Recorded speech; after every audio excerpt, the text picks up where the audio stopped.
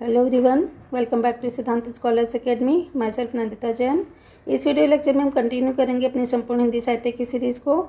हम पढ़ रहे थे भक्तिकाल, उनमें से हमने प्रसिद्ध निर्गुण संत कवि में से कुछ कवियों का परिचय ज्ञात कर लिया था। अब हम आगे पढ़ेंगे और उसमें निर्गुण संत कवि में कुछ अन्य महत्वपूर्ण कवि हैं। सबसे पहले मालुकदास जी। इनका जन्म इलाहाबाद जिले के कड़ा नामक गाँव में 1574 ईस्वी में हुआ था। ध्यान रखिएगा, ईस्वी है, विकृत संवत नहीं है। विकृत संवत और ईस्वी में 57 ईयर्स का गैप होता है। अगर ईस्वी में 57 ईयर्स हम ऐड कर देते हैं तो विकृत संवत बन जाता है। ठीक है, तो इनका जन्म कहाँ हुआ था? इलाहाबाद के कड़ा नामक गाँव में 1574 ईस्वी में। ये बचपन से ही बहुत ही सात्विक प्रवृत्ति के थे, बहुत ही सात्विकता से रहते थे। इनके पिता का नाम सुंदरदास खत्री था। इन्होंने सुख सागर में गुरु देवनाथ के पुत्र पुरुषोत्तम को गुरु के रूप में स्मरण किया है। ठीक है, तो सुख सागर इनकी जो कृति है उसमें उन्होंने गुरु थे देवनाथ, उनके पुत्र जो थे पुरुषोत्तम नाथ, उनको अपने गुरु के रूप में स्मरण किया। या इसका मतलब क्या हुआ कि मालुकदास जी के जो गुरु थे उनका नाम था पुरुषोत्तम। ठीक है, इनके विवाह पत्नी व कन्या का उल्लेख परचयी नामक में हुआ है। तो एक परचयी नामक ग्रंथ है, उसमें इनका कब विवाह हुआ, पत्नी का नाम क्या था और इनकी कन्या का नाम क्या था, उसका उल्लेख परचयी में हुआ है। इनकी रचनाएं निम्नलिखित हैं। कौन कौन सी? एक तो ज्ञानबोध, रतन खान, भक्ति विवेक, भक्त बच्छावली, भक्त विरुदावली, पुरुष विलास, गुरु प्रताप, अल खबानी, अवतार लीला, भाराखड़ी, ब्रज लीला और ध्रुव चरित्र। ठीक है, तो इतनी ज़्यादा डिटेल में इनके बारे में क्वेश्चंस नहीं पूछा जाता। बस इनका आपको क्या याद रखना है? जन्म याद रख लो, कहाँ पर हुआ था, कब हुआ था, और इनके जो गुरु थे पुरुषोत्तम जी, इनके बारे में पूछा जा सकता है। अब हम पढ़ लेते हैं सुंदरदास जी के बारे में। सुंदरदास जी का जन्म हुआ था जयपुर के प्राचीन राजधानी धौंसा में। ठीक है, जयपुर की प्राचीन राजधानी थी धौंसा, उसमें हुआ था। और कब हुआ था? 1596 ईस्वी में। सुंदरदास दादू दयाल के शिष्य थे। तो दादू दयाल जी के बारे में हमने पिछली वीडियो में पढ़ा था। तो सुंदरदास इनके शिष्य थे। ये बड़े ही प्रतिभाशाली और कवि थे और साधक थे। ठीक है, बहुत ही प्रतिभाशाली कवि थे और साधक थे। इनका जन्म परमानंद खंडेलवाल के यहाँ हुआ था। जब ये 6 साल के थे सुंदरदास जी, तो ये दादू दयाल जी के शिष्य बन गए थे। 11 साल की अवस्था में इन्होंने काशी जाकर साहित्य व दर्शन का गंभीर अध्ययन कर लिया था। देखिए कितनी छोटी उम्र होती है, 11 साल, उसमें ये काशी गए थे और वहाँ पे इन्होंने साहित्य और दर्शन का गंभीर अध्ययन भी कर लिया था। और दीर्घकाल तक इन्होंने फिर बाद में योग साधना भी की। सुंदरदास संत कवियों में सर्वाधिक शिक्षित कवि थे। तो यहाँ से क्वेश्चन बनता है कि संत कवियों में सबसे ज़्यादा शिक्षित कवि कौन थे? वो थे सुंदरदास। ये पेपर में आ जाता है। देशाटन इन्हें बहुत प्रिय था, यानी कि देश में घूमते रहते थे। भ्रमण करते हुए ये दादू के सिद्धांतों का प्रचार भी करते रहते थे और साथ ही साथ ही अपनी काव्य रचना भी करते रहते थे। इन्होंने कई भाषाओं जैसे कि संस्कृत, पंजाबी, गुजराती, मारवाड़ी, फारसी आदि का ज्ञान प्राप्त किया। इन्होंने कुल मिलाकर 42 ग्रंथों की रचना की, जिसमें ज्ञान समुद्र और सुंदर विलास सबसे ज़्यादा प्रसिद्ध है। तो अगर पूछा जाए कि ज्ञान समुद्र और सुंदर विलास किसकी रचना है, तो वो सुंदरदास जी की रचना है। इनकी रचनाओं का संकलन सुंदर ग्रंथावली में पुरोहित हरि रामायण शर्मा ने किया था। ठीक है, तो जो इनकी रचनाएं थी ना, उनको संकलित करवाना पड़ता है एक बुक के अंदर। तो पुरोहित हरि नारायण शर्मा थे, उन्होंने इनकी रचनाओं का संकलन किया था। किस में करवाया था? सुंदर ग्रंथावली में।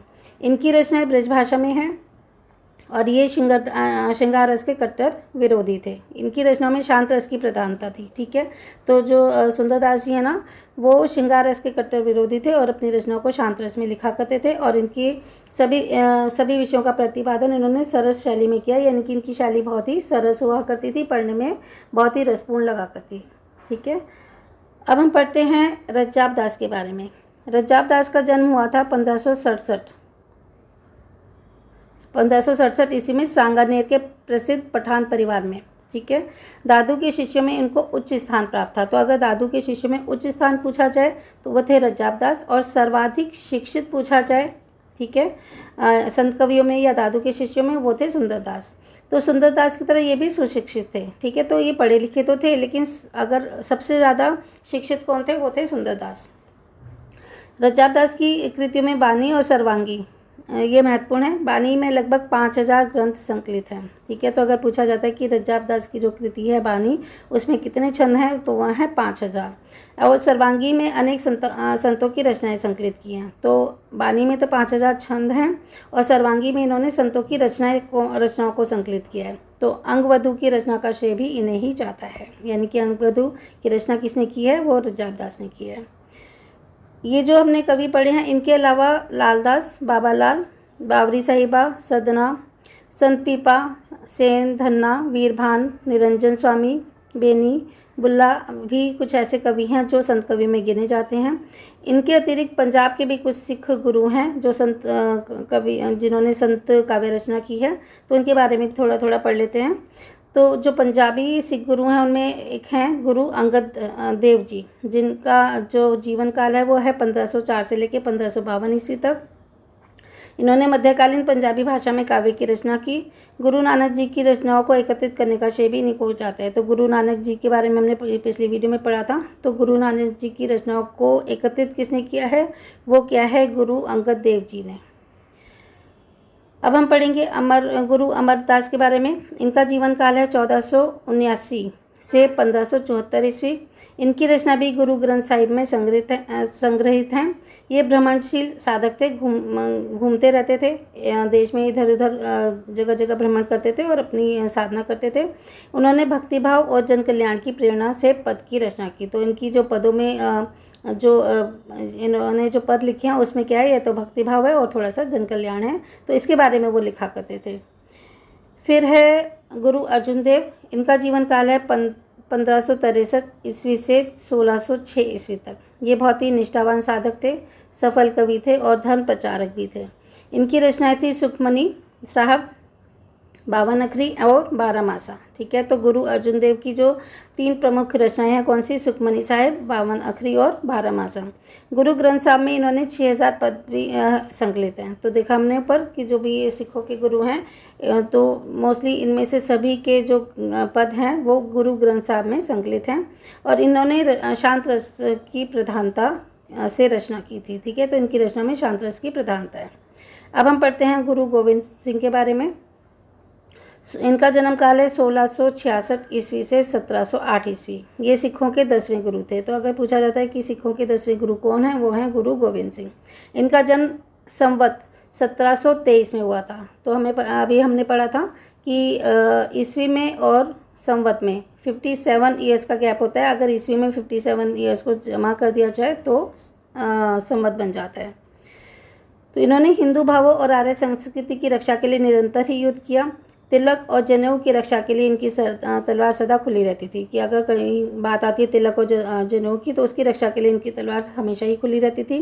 सिख धर्म में निर्गुण उपासना का महत्व हुआ करता था, परंतु गोविंद सिंह ने सगुण भक्ति में भी अपनी आस्था प्रकट की। ठीक है, तो हम निर्गुण काव्यधारा पढ़ रहे हैं ना, तो इसमें सिख धर्म में भी निर्गुण उपासना का ही महत्व था, लेकिन गुरु गोविंद सिंह थे ना, उन्होंने सगुण भक्ति में भी अपनी आस्था प्रकट की। ये शक्ति के आराधक थे। अरबी, फारसी और हिंदी भाषाओं के ये अच्छे ज्ञाता थे।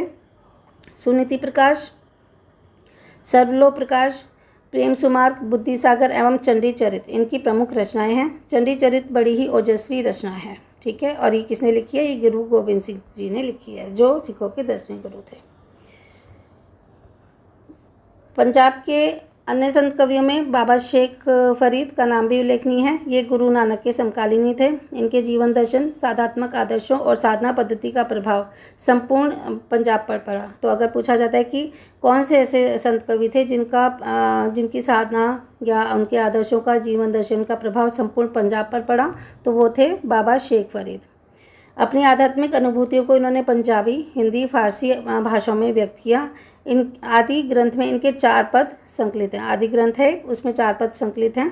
ये संत वीरमान उदयबान के शिष्य थे। इनकी उपदेशात्मक रचनाएं बानी शीर्षक के अंतर्गत उपलब्ध है। ठीक है, तो जो इनकी उपदेशात्मक रचना है ना, वो बानी शीर्षक के अंतर्गत उपलब्ध है। इन्होंने नाम जप पर बल दिया। इन्होंने इंद्रिय संयम को साधना का अंग माना है, कि अपनी इंद्रियां जो हैं वो संयम में रहनी चाहिए। ये इंद्रिय संयम को भी ये साधना का अंग मानते थे, और ये होता ही ये साधना का अंग होता है। सबसे पहले तो अपनी इंद्रियों को संयम में रखना होता है। तथा ये मूर्ति पूजा और बाह्य आडंबरों का विरोध करते थे। हरिदासी निरंजनी संप्रदाय के ये कवि थे। ठीक है, तो हरिदासी निरंजनी संप्रदाय के कवि थे ये। और जो हरिदासी निरंजनी संप्रदाय है ना, ये नाथ पंथ और संत काव्यधारा के बीच की कड़ी माना जाता है। हमने नाथ पंथ और संत काव्यधारा होती है, इसके बीच की कड़ी है कौन सी? हरिदासी निरंजनी संप्रदाय। शिव सिंह सेंगर के अनुसार ये तुलसीदास के समकालीन थे। इन्होंने शांत, सरसी और निरंजन संग्रह नामक ग्रंथों की रचना की थी। इसके अतिरिक्त इन्होंने अष्टपदी जो ग्रंथ, हंस प्रबोध ग्रंथ, निरपक मूल ग्रंथ, पूजा जोग ग्रंथ, समाधि जोग ग्रंथ, संग्राम जोग ग्रंथों की भी रचना की और इनकी भाषा ब्रज भाषा रही। ठीक है, तो हम पढ़ रहे थे बाबा शेख फरीद जी के बारे में, तो ये हमने इनके बारे में पढ़ लिया। अब हम पढ़ते हैं थोड़ा सा भारतीय धर्म साधना में अन्य संत कवियों का स्थान कैसा था। संत काव्यधारा का मूल्यांकन करने पर भली भांति ये स्पष्ट हो जाता है कि उन्होंने समाज को एक नवीन, क्रांतिकारी और प्रगतिशील दृष्टिकोण प्रदान किया। तो हमने सारे संत कवियों के बारे में पढ़ लिया है। निर्गुण कवियों के बारे में, तो संत काव्यधारा के निर्गुण कवि हमने पढ़ लिए हैं। तो ये कैसे थे? ये नवीन, क्रांतिकारी और प्रगतिशील दृष्टिकोण वाले थे। आचरण की शुद्धता पर बल देते थे। बाह्य आडंबरों, कर्मकांडों का ये निषेध किया करते थे तथा समाज को एक नई दशा और दिशा दी थी इन्होंने।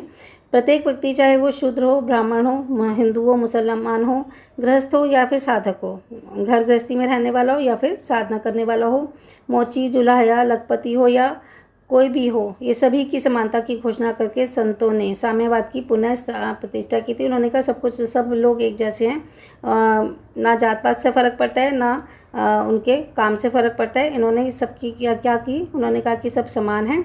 तो उन्होंने साम्यवाद की पुनः प्रतिष्ठा की। संतों ने सिद्धों और योगियों की भांति धार्मिकता को सामाजिकता से पृथक, विच्छिन्न और विरोधी रूप न देकर दोनों को सुसंबद्ध और सुव्यवस्थित रूप में प्रस्तुत किया। तो उन्होंने कहा कि धर्म और समाज कुछ अलग अलग नहीं है, सब एक ही हैं। तो इन्होंने दोनों को, धर्म को और समाज को एक दूसरे से अलग ना मान के सुसंबद्ध और सुव्यवस्थित रूप में प्रस्तुत किया। तो आज की वीडियो में हमारी निर्गुण काव्यधारा में जो हमारी संत काव्यधारा थी ना, वो ख़त्म हो गई। अगली वीडियो से हम पढ़ेंगे सूफी काव्यधारा के बारे में। आई होप आपको वीडियो पसंद आई होगी। चलिए मिलते हैं नेक्स्ट वीडियो में।